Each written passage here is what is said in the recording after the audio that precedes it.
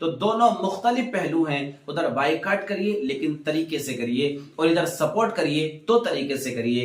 अस्सलाम वालेकुम वरहमतुल्लाहि ताला वबरकातुहू। कैसे मेरे नाजरीन? अल्लाह आपको खुश रखे, शादो आबाद रखे।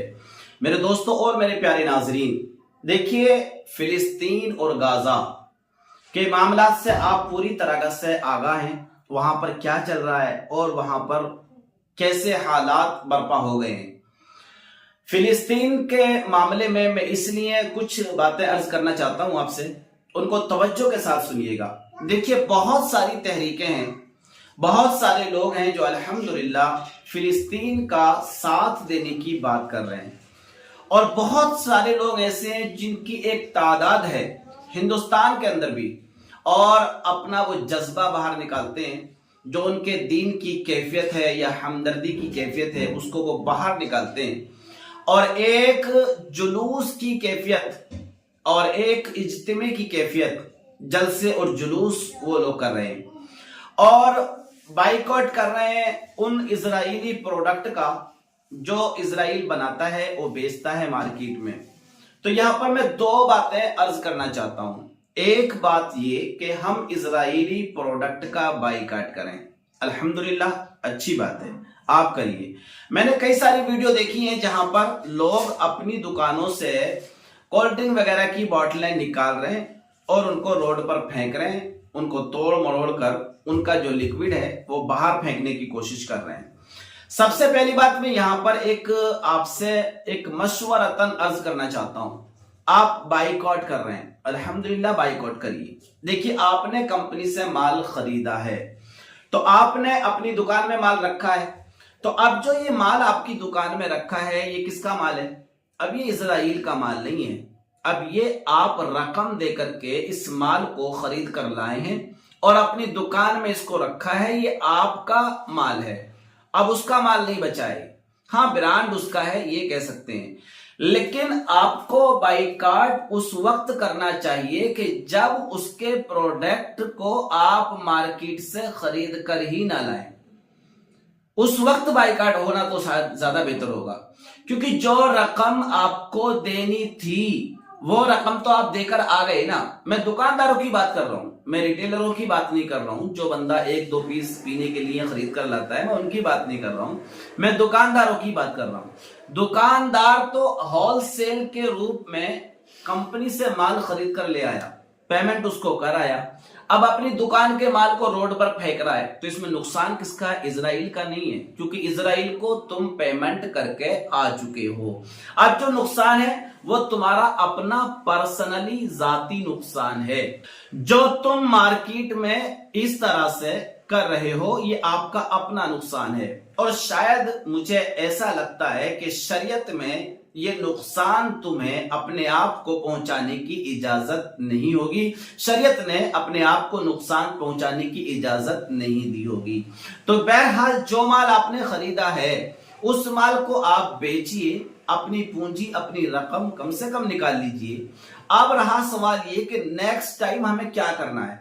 तो नेक्स्ट टाइम आप कंपनी से माल ना खरीदें। जब आप माल नहीं खरीदेंगे तो ऑटोमेटिक उसके माल का बाइकाट आप करने में कामयाब हो सकते हैं।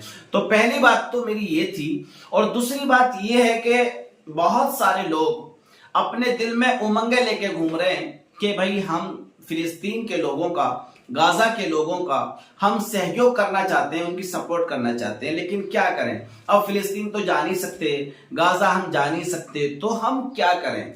तो देखिए एक तहरीक है दावत इस्लामी, और उसका एक शोबा है, ये बड़ा जबरदस्त अंदाज में काम कर रहा है अल्हम्दुलिल्लाह। मौलाना अब्दुल हबीब अत्तारी और भी तहरीक के बहुत सारे इस्लामी भाई वहां जाकर के लोगों में काम कर रहे हैं, खाने तकसीम कर रहे हैं, उनके जो पिंडाल वगैरह हैं, तंबू वगैरह हैं, जो उनके घर हैं वो उनको तकसीम किए जा रहे हैं। और सुनने में आ रहा है कि बॉर्डर पर फिलिस्तीन के वहां पर एक हॉस्पिटल अस्पताल भी खोलने की बात चल रही है, जो वहां के लोगों का इलाज, मालिजा वगैरह का सिलसिला رہے گا۔ تو دیکھیے میں ایک یہاں پر یہ مشورہ دینے کی بات کر رہا ہوں کہ آپ لوگ فلسطین نہیں جا سکتے، یا مثال کے طور پر 10 20 50 ہزار روپے دینے کا آپ کا حساب ہے، اب اتنے پیسے لگا کے آپ فلسطین جائیں گے، پھر فلسطین جا کر کے پھر آپ واپس آئیں گے تو آپ کا خود ہی لاکھوں روپے کا خرچہ ہو جائے گا۔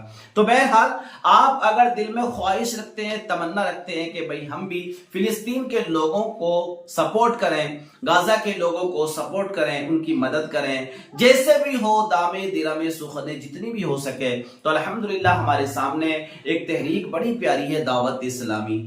ہم دعوت اسلامی کا تعاون کریں۔ الحمدللہ آپ بہت ساری ویڈیو روزمرہ کے طور پر دیکھ سکتے ہیں کہ وہاں پر کام ہو رہا ہے۔ الحمدللہ دعوت اسلامی کے جو ممبران ہیں، کارکنان ہیں، وہ وہاں پر کام کر رہے ہیں۔ تو آپ دعوت اسلامی کا سہیوگ کریں، دعوت اسلامی کو فلی طور پر سہیوگ کریں اور اس کو ڈونیشن کریں، اپنا عطیات دیں، اپنا صدقہ و خیرات جو بھی آپ کا بنتا ہو آپ ان کو دیں۔